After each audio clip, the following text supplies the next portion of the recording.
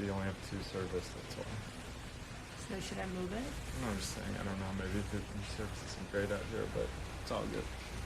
10 people, 18 people, 34 people. Hi everybody, happy Tuesday, and welcome to Home Together. We're still home together. I'm Maria.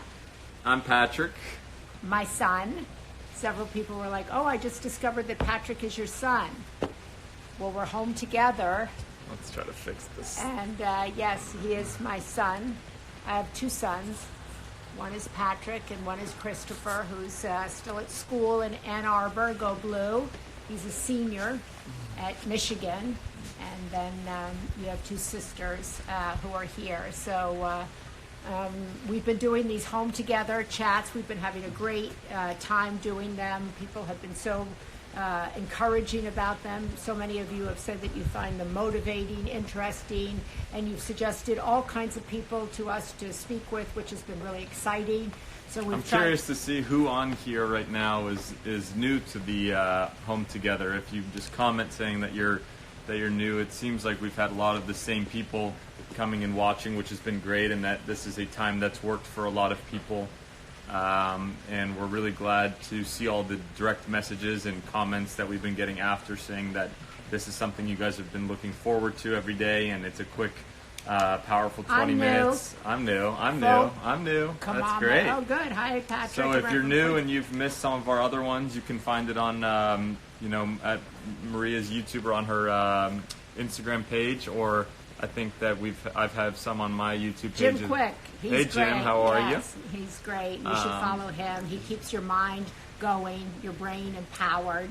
He's so great. We should have him actually on here. Yeah, he would be great. And awesome. Look, there's a lot of new people today, so it's growing each and every day. And we've had great conversations with people like Ed Milet and Hoda, Mel Robbins, right? Timothy Bethany, Shriver, Bethany Franco, Joe Kennedy. Yes. We're doing Guy Fieri on Guy Thursday. Fieri this week. And on all the work he's doing. Yes, Guy Fieri is an amazing chef and TV personality, but he's also now helping a lot of restaurant owners and people that have franchises and people that have been working in restaurants to help them during this time, since this has been a big impact on the brick-and-mortar section of our economy and on restaurants. So, hi, Linda. She said she looks forward to these every day. That's good. Great. Yes, they won't let you wear your hat anymore. No, I have my hat right here. Live lucky, but I keep it on the side now because but as you can see, my beard each and every day has been getting bigger and bigger, so I'll probably need to go. How about some regular folks? So that's great. I'd love to we try to answer a lot of regular folks on Instagram, and that was actually one of the questions that we're going to be asking Jen. And so we want to just say that we invited Jen Gardner on here. She's an incredible humanitarian, works so much with Save the Children as an advocate for kids, for reading programs, and she started this great thing along with Amy Adams called Save with Stories, and they're raising money for No Kid Hungry, since so many kids get their food every day from schools. And so she has a lot of well-known people reading stories. I did that. You're going to do that. Yes, I am. And your sister and her husband, your other sister's going to do that. Yes. My brother Mark runs Save the Children, or is the boss of Save the Children, or I shouldn't say that because he'll say, like, I'm not the boss, don't say that. But I think he's the boss. I think a lot of people have asked about doing Jennifer Garner and have been excited about her, and we're excited to talk with her not only about how great of a mother and family person she is, how great of an actress and philanthropist and everything, but really how she's shifted this time right now to coming up with the books at home and the reading at home, and finding ways to benefit and help save the children and a lot of these kids that are out of school right now and not, getting educated as they were. So hopefully that she chimes in here soon and we will get started. And Mark Shriver says, I'm not the boss. What did Mark Shriver say? I'm not the boss. I'm just one person on the team. My brother Mark Shriver is not the boss. He's just one person on the team. He's actually the boss, but he's also on the team.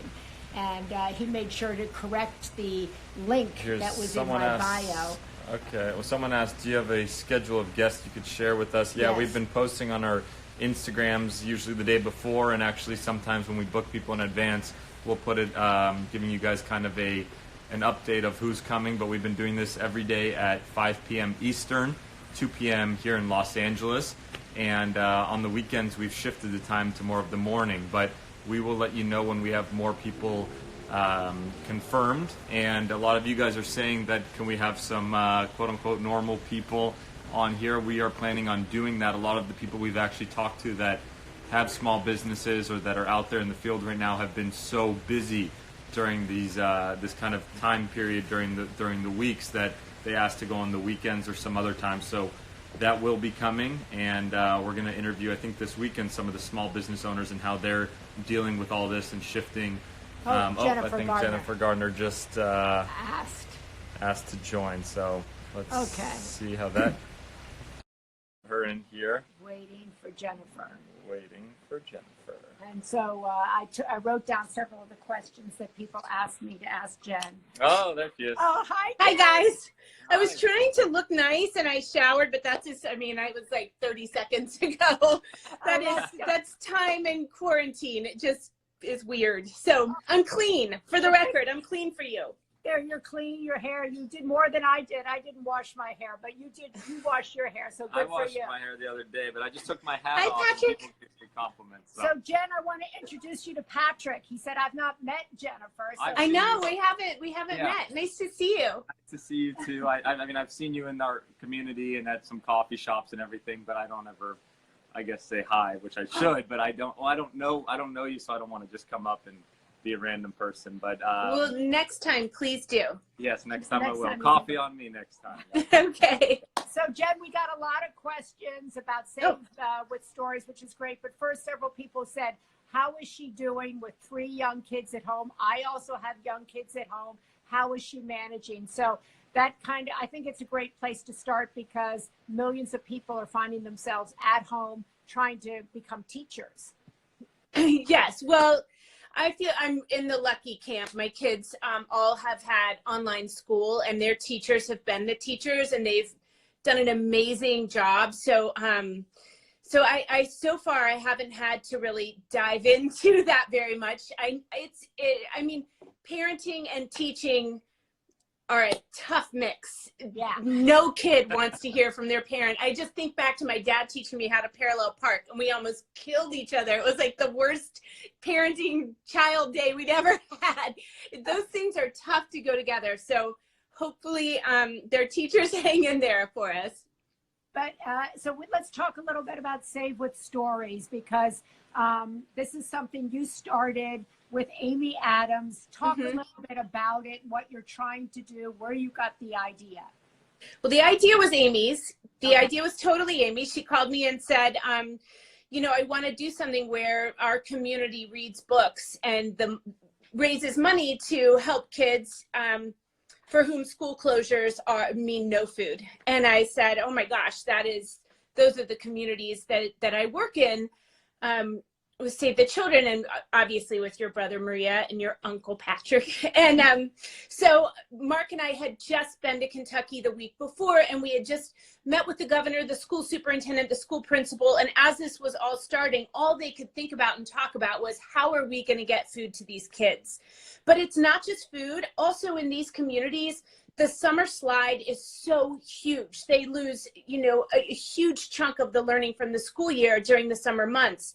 And we knew that if school were to shut down early, which, we see that it has, that could be like losing an entire year of school, which is just in these communities so hard to make up. And they don't have books at home. Less than 50% of the kids that Save the Children is helping in the US have broadband or computers. And so it's not like they can't be on Zoom school if they wanted to be. They can't, and they don't have books. The schools can't afford to ink or paper, and often they'll make the food, but then to get them out into the middle of nowhere, they need money for gas or for a bus driver, and it's more than they can handle. So I said, okay, Amy, this is a fantastic idea. And I think I called Mark at 11 o'clock at night. And the next morning, we were on it. Save was really on it and built the back end. And we decided early, like first thing, to partner with No Kid Hungry, because their specialty is food, our specialty is education. They're more urban, suburban, and we're more rural. And we felt like it would be a great marriage to make sure that we are impacting as many kids as we can, getting them food and getting them school supplies. That's awesome. And first off, we want to say thank you so much for all the work you have done and that you are continuing to do. And a lot of the people we've been talking with on this series have shown examples of being able to kind of shift their mindset and shift their business. And although this isn't a business, this is philanthropic work, you guys got on top of it so quick and came up with this whole series and the reading the books at home.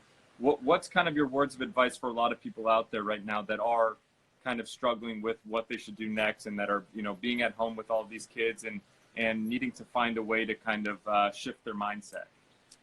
Well, I found this community, this Instagram community, to be really inspiring and really helpful. Just ideas of things to do to pass the time. I mean, suddenly washing the car can be a full day activity, and you just, a way to insert some fun into the day is just so important. Certainly on Instagram, you can go on to Save with Stories and watch. You know, we have amazing actors. Maria, you're there, and Catherine and her husband Chris, and I think Christina might read first, and maybe Patrick will. But it's pretty cool. We have 89 stories up from all kinds of people, wonderful books that I'm sitting here geeking out, matching people with books. Anyway, so that's available, and gosh, just supporting each other however you can. Right. Jen, a lot of people asked, will there be a chance for, quote, regular people to read books? Or do you have to be really? Yeah, no, read them, and they're going into the stories on top. And it's just me and Mo doing this at home. So when that kind of goes away, it'll just be taken over by people. So how do people, if they want to read a story, if they want to get involved with you, with Save with Stories and No Kid Hungry, where do they go? What do they do? Well, you would just video yourself reading a story. You'd hold the phone vertically because it's going to go into the stories. And you post it and you just hashtag Save with Stories, right? And at, whatever that means. You do the at sign and at Save with Stories. This is all beyond me. And you would do that, and then Save with Stories will put a few up every night, or a bunch up every night. Why not? Oh, that's great. So people who wrote in and asked questions, could they actually read a book? The answer is yes, you can. Absolutely. Please do. What Jen just said. So it's not just famous people reading books. You can read a book. Anybody can read a book if you follow. And also Mark said that he would continue to put the link up as we talk, because I don't know a lot of the at or I can help you a little bit. You can help us with that. I think at Save the Children. No, at Save with Stories. Save with Stories. It's Save with Stories. Yeah, and if you want to give $10, you text the word SAVE to 20222. $10. And where did you come up with the $10, Jen? Which I think is genius. You know, initially we had talked about it being a larger donation, but everybody's freaked out right now. You know, the world is so full of people that want to give. I know that. I've seen it. I get to be in homes where people really don't know where their next meal is coming from, and they're still thinking about their neighbor and who has less than they do. And still they are feeling the pinch. Everyone is. So we just wanted to make it a number that most people where people could participate and feel good about it, without feeling strained by it. And your company, Once Upon a Farm, also contributed like $50,000. I know. Yeah, I know. I was so incredibly moved, and it's the beginning of a partnership between Once Upon a Farm and Save the Children that we have, of course, been working on for a long time, because Once Upon a Farm is all about getting great, nutritious farm fresh food to all kids, not just kids who, you know, shop at fancy grocery stores. So I'm so touched and moved and proud of the company for stepping up in this way, especially when little companies like ours were like, you know. Right. It's been so difficult for a lot of smaller companies. Talk about that. First I want to say kind of a little bit of what you just talked about, because we talked about this on our past, which is if you're feeling hopeless, the best way to counteract that is to be helpful.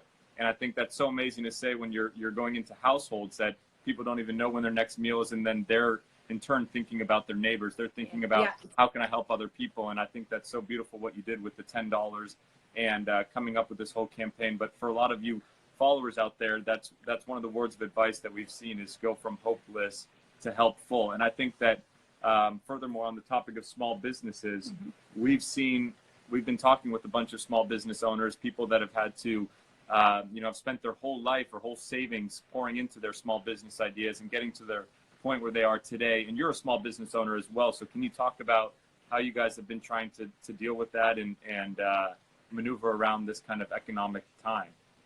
I think in all ways, it's all about just being nimble and being adaptive and instantly figuring out what's working. How can we help the moms who are who rely on our little company and on our food and for their kids and their families, and how do we get it to them? So we're beefing up our e-commerce. We're making that, trying to make sure that we have produce and stock and ready to go out to families who want it. And we're in stock in Target and in Whole Foods. And I mean, I if I even start that, I'll get in trouble in Walmart and all kinds of places.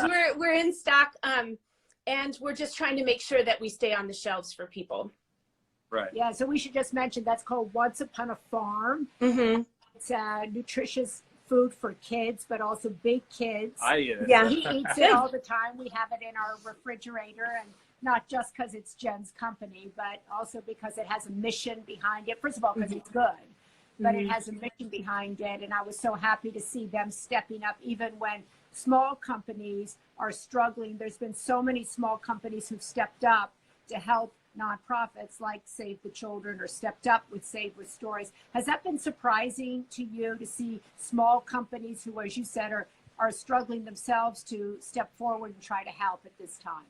I mean, just this morning we were on a Save board call, and Ulta Beauty just gave a huge donation to Save the Children U.S. programs, and that's it. All their stores are closed right now. And to think that they would right now in the middle of everything still, and you know what, it really is true. And I tell my kids, whenever you're freaked out about something, don't look at yourself, look out, just look out. And I know that as much as, I hope Save with Stories is helpful, of course I do, but it's been so helpful to me to have this focus and to ping pong back and forth between my kids and baking and trying to be fun and trying to be helpful in any way and cleaning and all the things that were, that just run a house, and then coming back and really focusing on something that I feel like, okay, we're trying, even we're doing something. It's small, but you know what though, we're starting to be Save Netherlands is up and running, or Save with Stories Netherlands, Save with Stories Australia, Spain, like other countries are getting up and running. So Amy Adams had a really good idea. Wow, that's incredible. And, and it's actually a very simple idea. I think sometimes people think they have to start a big, nonprofit, they have to save the entire country. But I think what that is, you started with a simple idea that took over, or people cooking for their neighbor or cooking for someone down the road. All of these individual acts of service, as you said to your kids, look out, help you in your day-to-day life. Yeah. Huge. And I like what you're saying. I feel like you have to help in ripples. You have to help the people closest to you. You have to help people, in your church and school communities or whatever communities you belong to. And then you look out and like, where can I be of service and how? And you have to always be on the lookout for small little ways. So Mark was saying yesterday that Save the Children, it's getting harder and harder for them to actually do their work because of social distancing. And so what are they doing in order to keep doing their work? There is no substitute for boots on the ground. And I've been on so many calls about it today. We are boots on the ground across the world and across the country. And whether that is refugee camps in Bangladesh or it's in South Sudan, everyone is being impacted and everyone has to help. So the first thing we're doing is keeping staff and people who work for Save and their families safe and making sure they have the protection they need. And then everyone is just adapting to the needs of their community seamlessly. So for Save the Children US, we go and do home visits, and a lot of the families, that's the only human interaction they have. And they really look forward to that. So we're continuing those over the phone and just continuing. This is our educational goal. We're going to continue with this. And in addition to that, how can we help make sure that you have food? How can we make sure that there are books in your home? How can we? So it's just outreach and being an ear, but also making sure that, you know, we were talking about in the slums of India or in Africa, we are, you know, putting out radio ads about washing your hands. We have trucks going down the street with speakers on top talking about how to wash your hands. We're teaching kids and sending soap home from school. I mean, it's a pretty huge, really impressive organization with people running it, that this is their life's work. And I just feel lucky to get to listen. So I think that a lot of people on here are wondering, I think that, like you had mentioned, the most important thing is boots on ground. And one of the most odd things about this, the coronavirus, is that we can't really be, you know, for all the followers and listeners and watchers right now, we can't really be boots on ground. So what are other ways that people that maybe that aren't in a financial situation to help give right now, what are other ways that you can recommend that they help spread the message or find other ways to help kids in need? Well, they can read a story for us or tell their friends about Save with Stories. They can, there are things you can do. I signed up for something, I can't remember what it's called, where my kids and I are calling senior citizens on Sundays and just wishing them well and saying hello. Just reach out to people in your community and say, I want to drop a bag of groceries at your door, and show up with gloves on and a mask so they aren't scared. And then do it, you know, like find one person that you can be helpful to. And it doesn't have to be grand. It really doesn't. I love that, Jen. And, you know, I'm always wondering, like, what moved you to do all of this? What got you thinking, like, I want to get involved with Save the Children. I want to make this as important as my acting, because you spend a huge amount of your time working on their behalf, traveling on their behalf, advocating on the behalf of these kids. What was that inside of you that got you going into this? Well, I think that it's two things. I think my mom grew up really poor. My dad grew up poor. My mom grew up, you know, more so. And education was their way out. And if they hadn't gotten a leg up here or there, you know, because they did get a leg up here and there, my sisters and I had a world of opportunities in front of us. And we've gotten to travel, and we've gotten to, then it's assumed that my kids will go to college. It's just one generation difference. And also I grew up in West Virginia, which is my favorite place in the world. And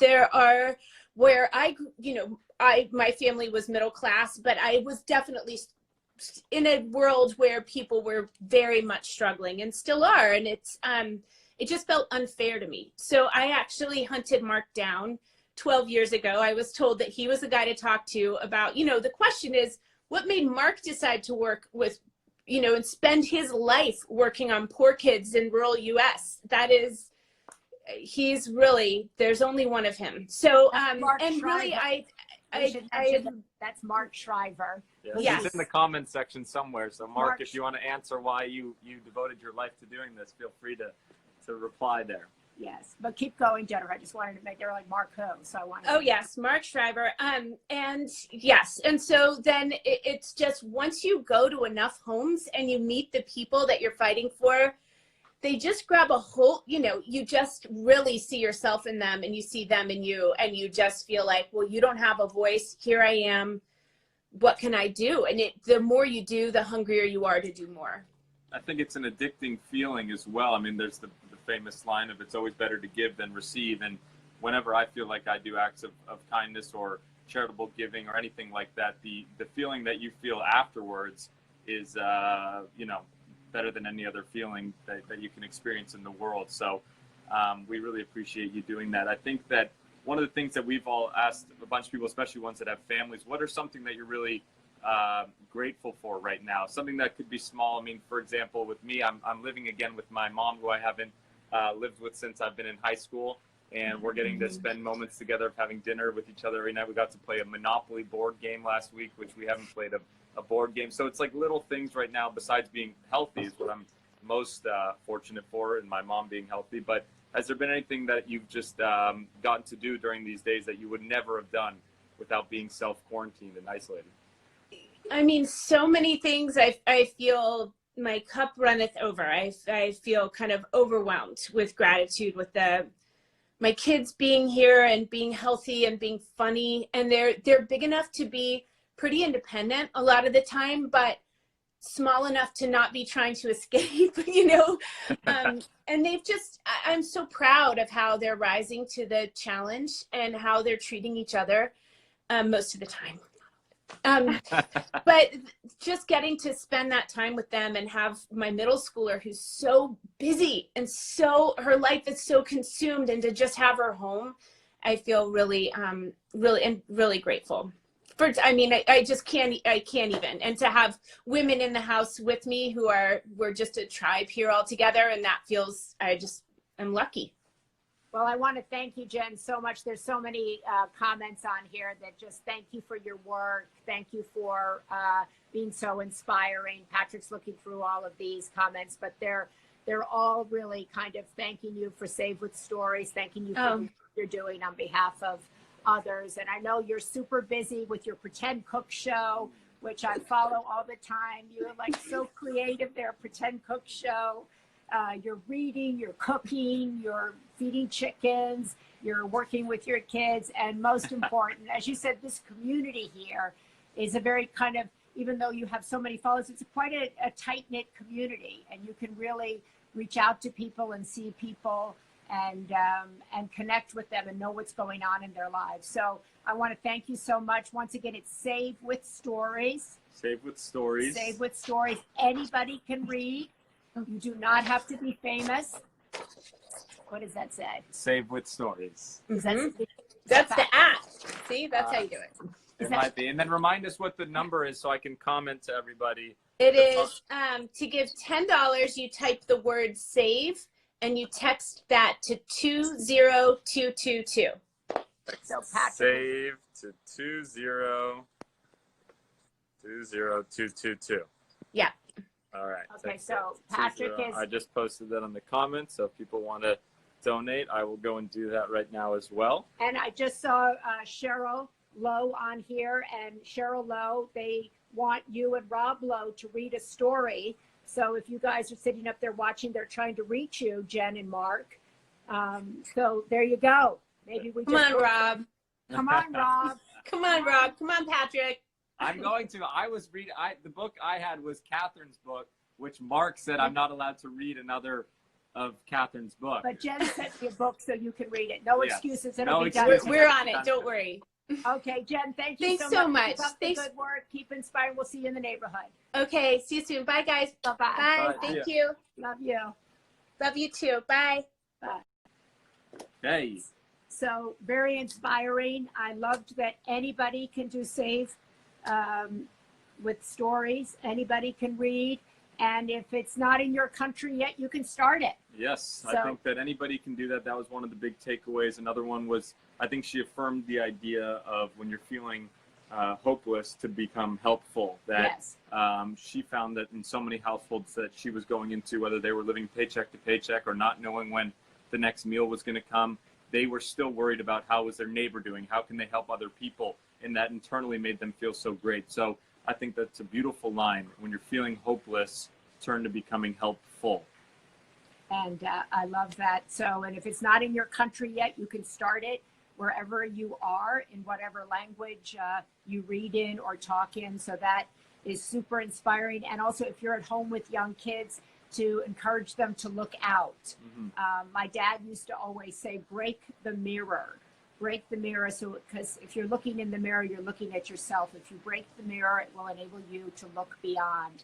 And he used to always say that in the end, it will be the servants who save us all. So I think that's a great piece of advice. Look out, look across the street, look next door, pick up the phone, make a call. So Jen Gardner, Save with Stories, Save the Children. Save the Children. Save the Children, Save at with Mark Stories. Shriver. At Mark Shriver. And at Jen let's see, Gardner. we can quickly go and see if there's any of these. To bring inspiring people like Jen Gardner, although she's unique and everybody's unique in their own way. We're going to keep trying to do small business owners to talk about what they're doing and go to Budapest. If you want to start this in Budapest, you can do that. You should go to Save with Stories and they'll tell you how to do that, or in South Africa. So I don't know how to do that, but they'll tell you how to do that. And I think actually I'm seeing a lot of comments about people that are alone and wondering how to get through this. So I think it affirms the idea of people, you know, you can do something as simple as reaching out to someone else, texting them, calling them, sending an email. I just put out a post about this today, but during times like these, it goes a long, long way to reach out to somebody else. You know, I know that we're both trying to reach out to people we know that are living alone, that are isolated by themselves, that are running businesses, small businesses, that are out on the front lines. Anybody, if you can just reach out to them and check in and see how they're doing, it will go a long way and it'll mean a lot for them. Yeah, we spoke with Rob Lowe yesterday actually about the challenges people have for sobriety. So if you know anybody struggling with their sobriety, pick up the phone. There are a lot of online gatherings, so that's an important thing to remember if you have kids. Mark Shriver saying he just said Save the Children is happening in a lot of different countries now. Okay, but Mark, you're going to take that Save the Children. We'll take all your questions about Save the Children, Save with Stories in other countries, and we put the text up for No Kid Hungry, $10 for No Kid Hungry. That will help kids who are hungry to get the food that they need in this country. And so we want to thank you so much. Mark Shriver, if you want to come on, we can add you on if you want to request to join, and then you can reiterate anything that Jen said. But it'd be fun to go through and do some other people at some point as well. Right, exactly. I don't know. Just click them. Okay, go ahead, Kathy. All right, we're adding. We're going to add some random people in here just to quickly say hi and wonder if how they're. Oh, nope, Kathy declined. Okay, she went away. Oh, she went away. She went away. Let's see here. How about Braden? Braden is now offline as well. We're 0 for 2. Okay. All right, Shelby. Let's see if Shelby answers or not. Oh, I didn't know that we could. Please repeat that quote, Maria. Please repeat that quote. It's a quote from Sergeant Shriver. Hi. Hi. Oh, how are you? Stars. I'm shocked. I'm shocked too because I've never done this before. But thank you for listening to our Home Together series. I'm loving it. It's like keeping me sane. Oh, yeah? Is there anything that we can try to do better of reach out to certain types of people? Or are you trying to get any certain information during these? Or are you just enjoying it as a break from your day? And where do you live? I live in Anchorage, Alaska. Oh, wow. I know, it's wild that I live here. I still can't believe it. But my family's in Ohio and California. So I'm technically alone up here, but I still have people. But no, I just love it. Like, it's like a refreshing thing to not see like sad news. Yeah. You know, because I'm trying to stay informed, but also like it's overwhelming. Yeah. Right. I think that's a balance everybody's trying. There's like a lot of noise and you don't want to hear all of it. I think I think what we've been trying to do is bring some positivity from not only our side, but bring other people in to give insights of how they can be helpful and positive and shift their mindset in business and everything instead of just focusing on more of the negative news per se. So somebody just said, did you just add a random person? We didn't. She's not random. Give us 2 minutes. Who are you? Yes, we just added a total stranger. Stranger, but I'm a stranger. No, you're not anymore. No. You want to know who I am? Yeah. Oh my goodness. Okay, so my name is Shelby. I am 28 and I live in Alaska. I'm a writer. Not like famous writer, but I am a writer. But right now I'm a personal assistant for a family in their household, but I'm not going to work because they're doctors. Yeah. And I'm immunocompromised, and it would just not be smart for me to go over there and succumb myself to the germs. So I'm hunkered down. So I've been writing a lot, reading a lot, trying to just ease my mind. Well, Shelby, I'm so glad that you joined us. I'm so glad you requested to come on live, and we're so glad to meet you. And just I'm glad to meet you. This is crazy. Even though you say you are alone, you're not alone. You're part of this community. And no, I'm not alone. And I got Jesus. Together. Yeah. Yes, I got all my time with the Lord. So it's been good. Amen. I feel like God has been really kind to just be like the ultimate comfort. And I have a lot of worship music playing. I have a big whiteboard on my wall and it has Psalm 91 and I'm memorizing it. So wow. Well, thank you so much for coming on, and we hope you're well and keep writing, and we hope that you keep joining in. Thank you. Bye-bye, Shelby. Bye. Bye. That was fun. I know. That was really fun. I loved that. Maybe every day we'll end by bringing someone. That's so great. Mark was on there, but I don't know if we can find Mark again. Mark is my brother. We chose Shelby over Mark. We chose Shelby over Mark. Okay, well, that's a really good idea. I loved meeting Shelby, who was really sweet and very inspiring. And Catherine's going live now, so we better get off. All right, thank you all so much for joining us. We will Home see together. you tomorrow. God bless you all. Right? Yes, tomorrow. Tomorrow. Have a great day. We're talking with Mark Groves about relationships and how to keep your relationships strong. I love his account, Create Love. He's really inspiring and really practical. So Mark Groves is going to join us tomorrow. We're going to talk relationships. All kinds of relationships. See you later. Bye. Bye-bye.